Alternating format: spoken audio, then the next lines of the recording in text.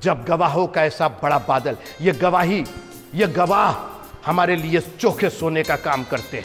हमें पूर्ण विश्वास है यीशु मसीह पर एक दिन घुटना टिकेगा, हर एक जबान मानेगी यीशु ही प्रभु है। जो वो दिन जब आएगा, जिसके लिए आएगा, मेरे लिए तो आज ही है, मेरा घुटना तो आज ही टिकेगा। खुदावंद यीशु मसीह के पवित्र नाम में आप सबों को जय मसीह की। प्रभु बहुत महान है और उसकी दया अपरंपार है। मुझे मालूम है कि उसने हमें कभी छोड़ा नहीं और कभी त्यागा नहीं।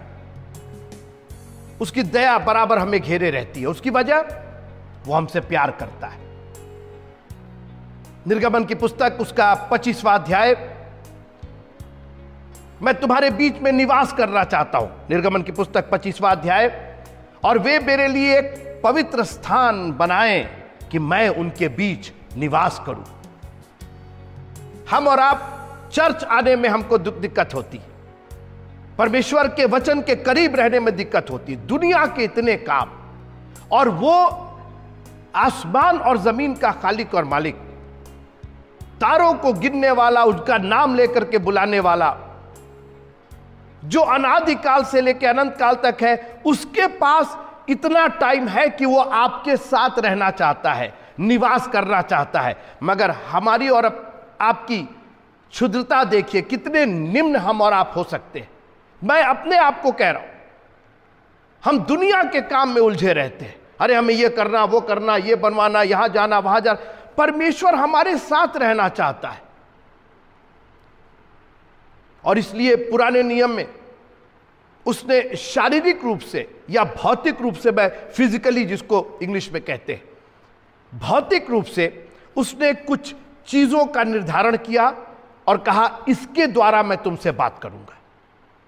वजह, परमेश्वर आत्मा है, परमेश्वर पवित्र आत्मा है, और परमेश्वर को जब तक आप उस लेवल तक, पवित्रता के उस लेवल तक आप ना पहुंचे, आप उसको देख नहीं सकते, उससे बातचीत नहीं कर सकते।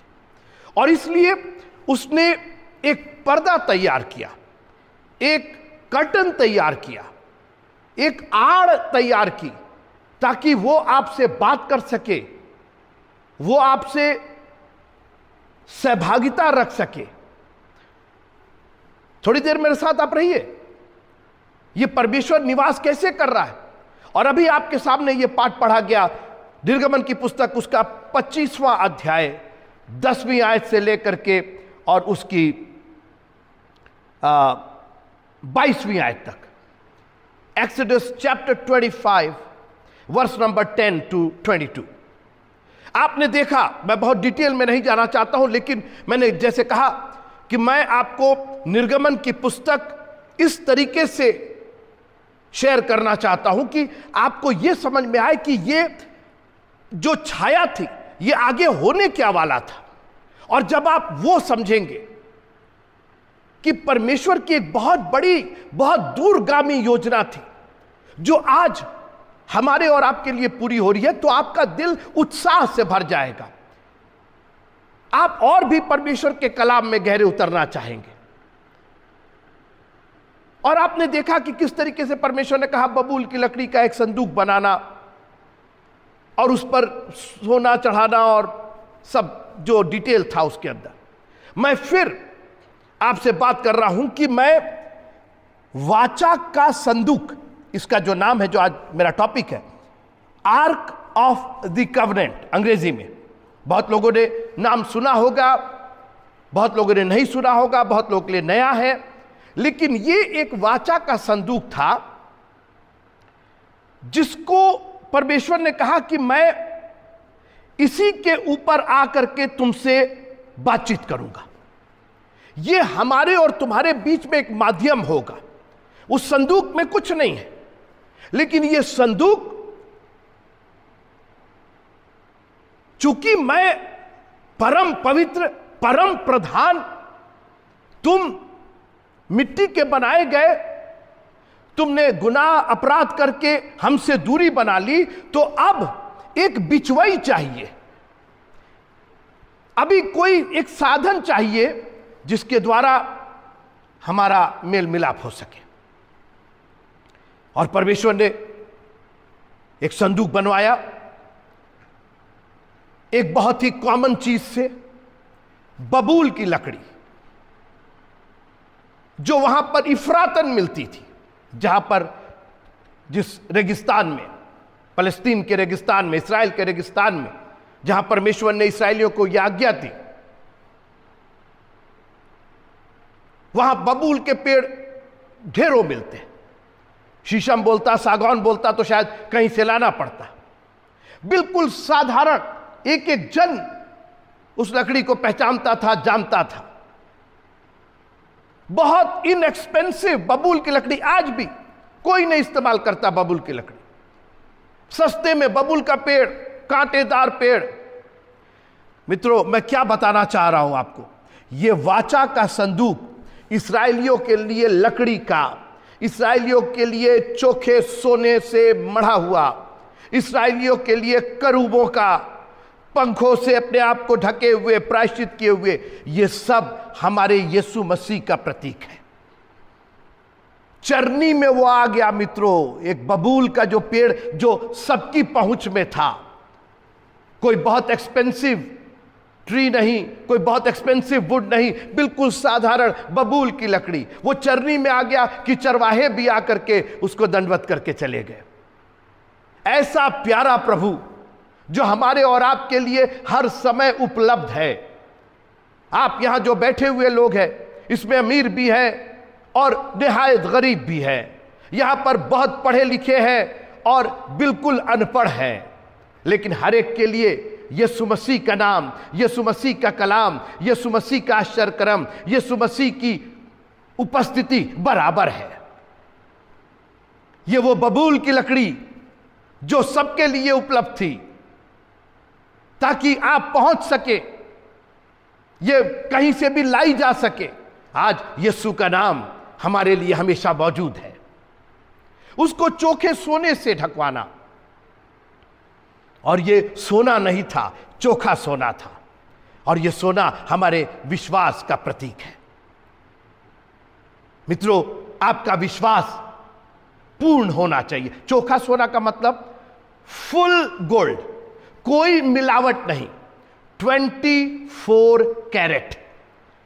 सोने को नापने का जो पैमाना है उसको कैरेट बोलते हैं, और 24 जो कैरेट होता है वो सबसे प्योर होता है, उसमें कोई मिलावट नहीं होती। ये सोना आया कहां से था? जब ये मिस्र देश से निकल रहे थे तो परमेश्वर ने इनको आज्ञा दी थी, सब गहने ले लेना मिस्रियों से, और मिस्रियों को भी उदार बना दिया। आपको विश्वास दे करके भेजा है।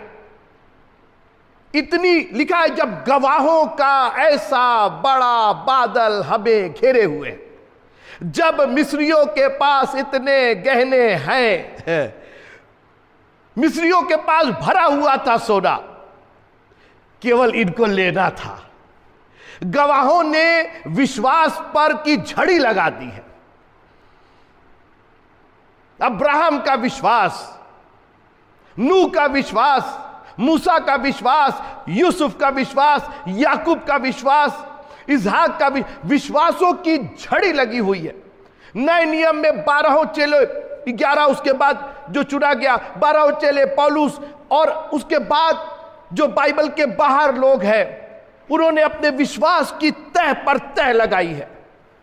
मैं बहुत दूर क्यों देखूं, मैं अपने ही पापा मम्मी को देखता हूं, उनसे मैंने दादा दादी के बारे में सुना। ऐसा विश्वास, खाने को घर में नहीं, लेकिन विश्वास में कोई कमी नहीं, 100% चोखा सोना वाला विश्वास। मिस्रियों के, इस्राएली तो गुलाम थे, इस्राएली तो गरीब थे, इस्राएली तो कोड़े खाते थे, इस्राएली तो ईंटें बनाते थे, तो सोना कहां से आया? सोना अगल बगल रखा था। परमेश्वर ने कहा, घबराओ नहीं, इनके पास रहने दो, एक दिन तुम्हें देंगे। इनको देख करके कुढ़ो मत, चिढ़ो मत, इट बिलोंग्स टू यू। आज जब हम दूसरे की गवाही सुनते हैं तो बजाय ईर्ष्या करने के, हिचक करने के, उस गवाही का विश्वास ले लीजिए ना। ये चंगे हो सकते हैं, ये चंगी हो सकती है, अगर इनके पास ऐसा हो सकता है, अगर इनको बुद्धि और ज्ञान मिल सकता है, इनका बेटा, इनकी बेटी, अगर ये लोग सफल हो सकते हैं, अगर बिशप साहब तो फिर हम क्यों नहीं? आपको तो बस लेने की देरी है।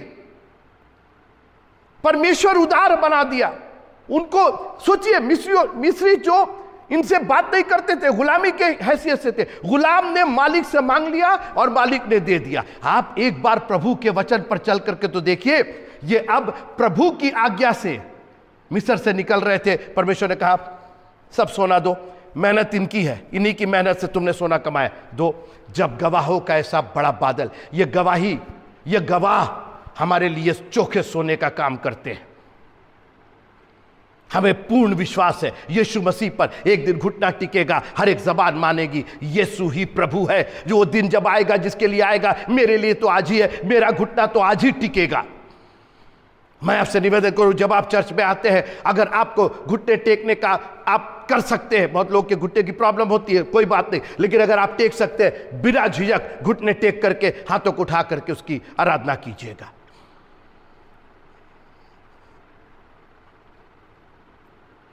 सवाल इस बात का है कि यह संदूक बनाया क्यों गया। मैं दो चार बातें कह के आपसे विदा लूंगा, लेकिन अभी कई बार मैं इस पर बात करूंगा। इस संदूक के अंदर था क्या, इस संदूक का मतलब क्या था। यह संदूक इस्राएलियों के लिए सामर्थ और दुश्मनों के लिए दहशत। फिर से सुनिएगा, यह संदूक, चूंकि परमेश्वर के संदूक में कुछ नहीं था, लेकिन परमेश्वर की उपस्थिति उस संदूक में थी, इसलिए जब भी इस्राएली कहीं जाते थे तो संदूक साथ लेकर के जाते थे। मित्रों, जब आप काम पर सुबह उठ करके जाइए, take the ark of the covenant with you. इस संदूक को अपने कंधे पर धारण करके जाइए। परमेश्वर का यह कलाम अपने दिल और दिमाग में लेकर के जाइए। यह आपको विजय देगा, विजय देगा। दिन भर आपको इतनी प्रॉब्लम आती रहेगी, लेकिन उसमें आपको विजय मिलती रहेगी। शत्रु आक्रमण पर आक्रमण करेंगे, because it is the power of God. और मैं अपनी ओर से नहीं, मेहरबानी से मेरे साथ निकालिएगा भजन संहिता, भजन संहिता, साम चैप्टर 132, भजन संहिता 132। मैं पढ़ता हूं आपके सामने भजन संहिता 132 और उसका 8वां पद, साम 132 एंड वर्स नंबर 8। हे यहोवा, उठकर अपने विश्राम स्थान में अपनी सामर्थ के संदूक समेत आ। वो संदूक नहीं था, वो सामर्थ थी, और वो भी परमेश्वर की सामर्थ। ये वचन नहीं है, यीशु का नाम सिर्फ एक नाम नहीं है, ये किसी का भी नाम नहीं है। आज हमने इनको नाम लेके पुकारा, उनको नाम लेके, एक बार यीशु का नाम लेकर के पुकार देते तो वो अपनी सामर्थ के संदूक के साथ आपके साथ आ जाता। मगर जैसा मैंने कहा, इस्राएलियों के लिए तो यह सामर्थ था, यह संदूक, क्योंकि परमेश्वर की उपस्थिति थी। मैं आपसे पूछना चाहता हूं, आप किस सामर्थ में इस दिन का सामना आप करते कैसे? हमको तो यह नहीं समझ में आता है। आप आत्मिक रूप से, जैसे आप शारीरिक रूप से तैयार होते हैं ना, कुछ भी लुंगी पहन करके और पजामा पहन करके और जो घर का कपड़ा वो पहन कर नहीं जाते। You get ready for the place you are going. दिन भर आप शत्रुओं के बीच में, आप लोग आपको देख रहे हैं, कैसी कैसी बातें कर रहे हैं, आज तैयार होकर नहीं आई, तैयार होकर नहीं आया। अब शैतान भी कहता है ये तैयार होकर के नहीं आया, आक्रमण करो इसके ऊपर। इसीलिए बेइज्जती होती है। आत्मिक रूप से हम डिप्रेस रहते, काम हमारे सफल नहीं होते हैं, क्योंकि हमने अपनी तैयारी नहीं की है। सामर्थ का संदूक हमारे साथ नहीं जा रहा है।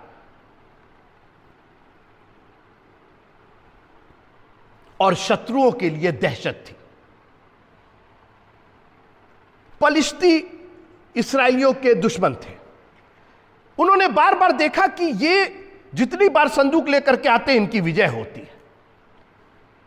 एक बार चढ़ाई करके उन्होंने संदूक को छीन लिया और लेकर के अपने यहां चले गए। बोले इनसे तो पीछा छूटा, ये संदूक अब इनके पास नहीं है, अब हम लोग के पास है, अब हम लोग को ताकत मिलेगी। लेकिन वो भूल गए कि ये सामर्थ उसको अपने लोगों के लिए दी गई है।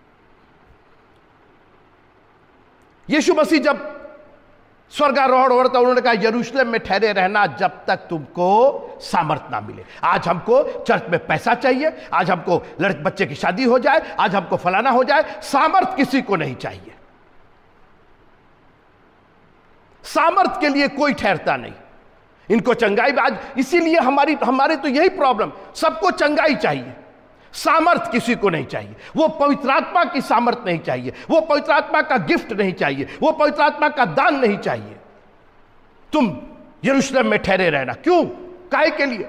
आप समझ नहीं रहे, जब सामर्थ आ जाएगी तो वो सारी चीजें आ जाएंगी। आज दुआ कीजिए, प्रभु जी हमको और कुछ नहीं, गिव मी दैट पावर, वो होली गोस्ट का पावर चाहिए। कितने लोगों में से आपको पवित्र आत्मा का दान मिला है? ये आपकी जिम्मेदारी है। पतरस ने कहा तुम में से हर एक अपने अपने पापों की क्षमा के लिए प्रभु यीशु मसीह के नाम से बपतिस्मा ले, तो तुम पवित्र आत्मा का दान पाओगे। ये मेरे हाथ रखने से नहीं, मेरे चिल्ला चिल्ली करने से नहीं, ये आपकी अपनी जिम्मेदारी है। This is your holy ghost, this is your holy spirit, you have to get it. अरे वो बड़ी वाली कन्वेंशन होगी तो जी नहीं, आप घुटने के बल जब तू प्रार्थना करे, अपनी कोठरी में जा, किवाड़ को बंद कर, अपने पिता से जो गुप्त है बातें कर। क्या बातें करना है? वो हमारा पिता है, वो अपने मांगने वालों को पवित्र आत्मा क्यों करना देगा? ये वो सामर्थ है मित्रों। आपके लिए सामर्थ, प्रभु के लोगों के लिए सामर्थ, मगर दुश्मनों के लिए आफत, दुश्मनों के लिए दहशत। तो उन्होंने क्या किया? पलिश्ती लोगों ने इस संदूक को ले जाकर के, उनका एक देवता था, दागोन नाम का देवता था, ले जाके उसके सामने रख दिया और सोचा कि बस अब तो ताकत ही ताकत है, डबल ताकत है, हमारा देवता और ये परमेश्वर का संदूक। सुनते रहिए, मैं खत्म कर रहा हूं। सुबह उठते मैं पढ़ना चाहता हूं पहला सामुएल, 1 सैमुएल चैप्टर 5। और पलिश्तियों ने परमेश्वर का संदूक एबनेजर से उठाकर अशदोद में पहुंचा दिया। फिर पलिश्तियों ने परमेश्वर के संदूक को उठाकर, पहला शामुएल उसका 5वां अध्याय उसकी दूसरी आयत, फिर पलिश्तियों ने परमेश्वर के संदूक को उठाकर दागोन के मंदिर में पहुंचाकर दागोन के पास धर दिया, वहीं रख दिया। बिहान को सुबह अशदोदियों ने तड़के उठकर क्या देखा कि दागोन यहोवा के संदूक के सामने औंधे मुंह भूमि पर गिरा पड़ा है। तब उन्होंने दागोन को उठाकर उसी के स्थान पर फिर खड़ा कर दिया। फिर बिहान को जब वे तड़के उठे तब क्या देखा कि दागोन यहोवा के संदूक के सामने औंधे मुंह भूमि पर गिरा पड़ा है और दागोन का सिर गिरा पड़ा, और दागोन का सिर और दोनों हथेलियां डेवड़ी पर कटी हुई पड़ी हैं। निदान दागोन का केवल धड़ समूचा रह गया। इस कारण आज के दिन तक भी दागोन के पुजारी और जितने दागोन के मंदिर में जाते हैं वे अशदोद में दागोन की डेवड़ी पर पांव नहीं धरते। इस्राएलियों के लिए तो सामर्थ, क्रूस की कथा, वो बबूल की लकड़ी मित्रों, क्रूस की कथा नाश होने वालों के निकट में रुकता, हम उद्धार पाने वालों के निकट सामर्थ है। इस्राएलियों के लिए तो सामर्थ थी, जब वो जाते थे युद्ध में जीत करके आते थे, क्योंकि परमेश्वर के सामर्थ का संदूक उनके साथ जाता था। मगर जब पलिश्ती उसको उठा ले गए, जो हश्र हुआ, दोहराना नहीं चाहता हूं, सिर्फ एक बात कहना चाहता हूं, हमारा परमेश्वर जलन रखने वाला परमेश्वर है, वो और किसी को बर्दाश्त नहीं करेगा। इधर यू बिलोंग टू हिम और यू डोंट, या तो आप उसके हैं या उसके नहीं हैं। वो व्यभिचार की संतानों को नहीं पसंद करता है। व्यभिचार का मतलब कई एक से दिल लगाए हुए, कई लोग से संबंध बनाए हुए।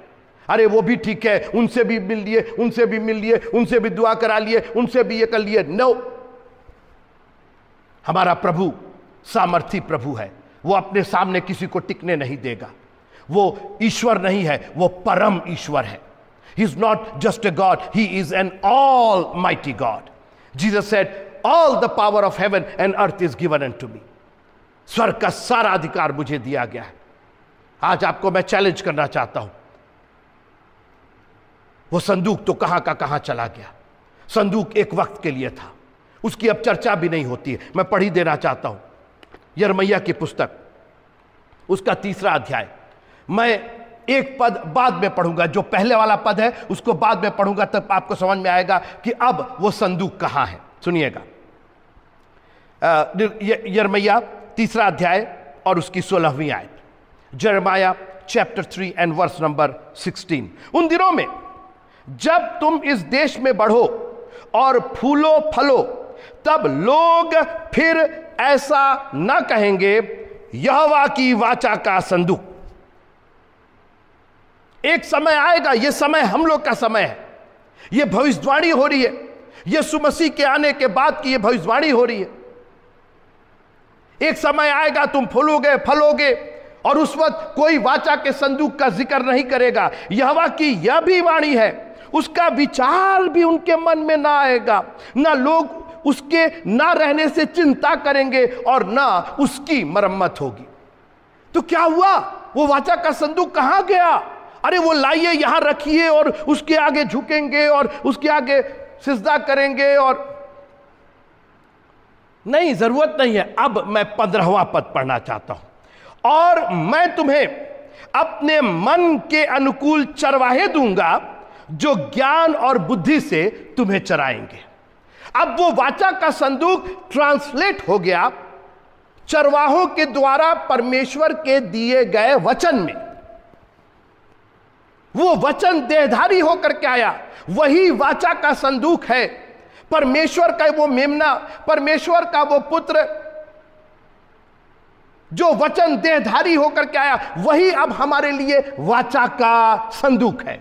वो हमारे लिए सामर्थ, उसका क्रूस हमारे लिए सामर्थ और नाश होने वालों के लिए मूर्खता है, लोगों के लिए मूर्खता। क्या बकवास कर रहे, क्या प्रीच कर रहे?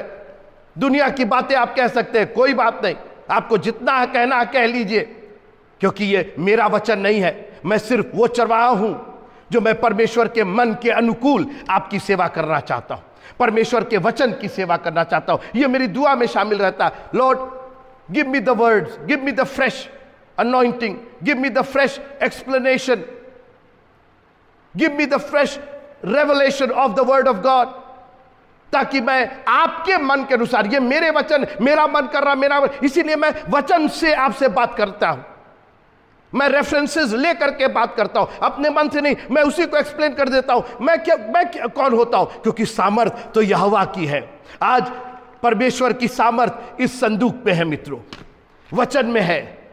और इसको आप जितना धारण करेंगे, जितना अपने पास रखेंगे, लेकिन याद रखिएगा, इस संदूक की एक शर्त थी, कोई भी अपवित्र उसको नहीं छुएगा।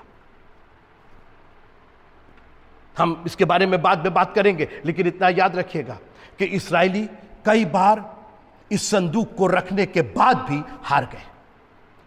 तो क्या संदूक में सामर्थ नहीं थी? बिल्कुल थी, मगर उनके अपराधों की, उनके पापों की वजह से, उनके गुनाह की वजह से। सिर्फ हम क्रिश्चियन हैं, सिर्फ हम चर्च जाते हैं, मेंबरशिप में हमारा नाम है, हमको ये पद मिला है, वो पद मिला है, जी नहीं।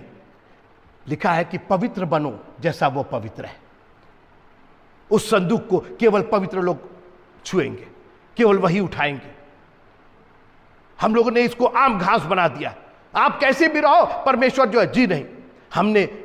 हम वो हैं जिन्होंने अपने जीवन को, अपने हृदय को उसके लहू से धोया है, और हम तेरे सिवा और किसी की उपासना नहीं करते। हम तुझ पर पूर्ण भरोसा रखते हैं। हमारा विश्वास चोखे सोने जैसा है।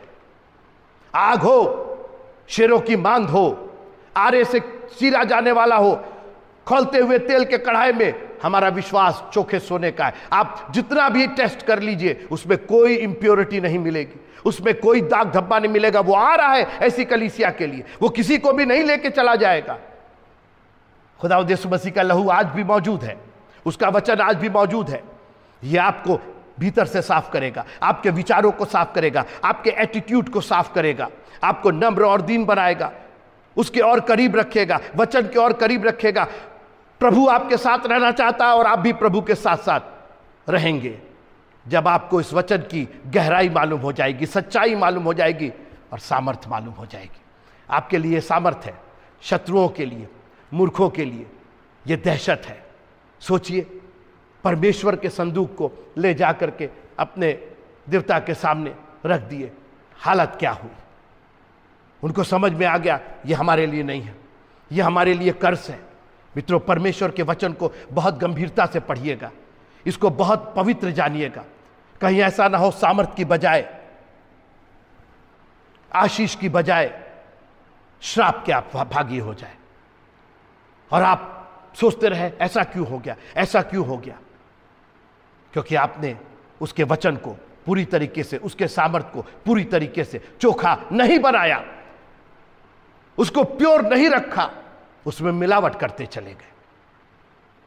प्रभु आप सबको बड़ी आशीष दे। बहुत गंभीर विषय है मित्रों, ये 30-35 मिनट में हम सब कुछ आपको नहीं आप बहुत कुछ कहेंगे ये आपने छोड़ दिया और ये नहीं समझाया। बिल्कुल सही बात है, हम बहुत कुछ नहीं समझा पाए, मगर ये समझने की बात है कि उसकी सामर्थ हमारे साथ है। प्रभु हमें ये ताकत दीजिएगा, हमारे घुटनों में ताकत दीजिएगा कि पश्चाताप रूपी मन लेकर के, तेरे नाम से बपतिस्मा लेकर के पवित्र आत्मा का वो दान पाए जो सिर्फ दान नहीं सामर्थ है, और तेरे लिए जी सके।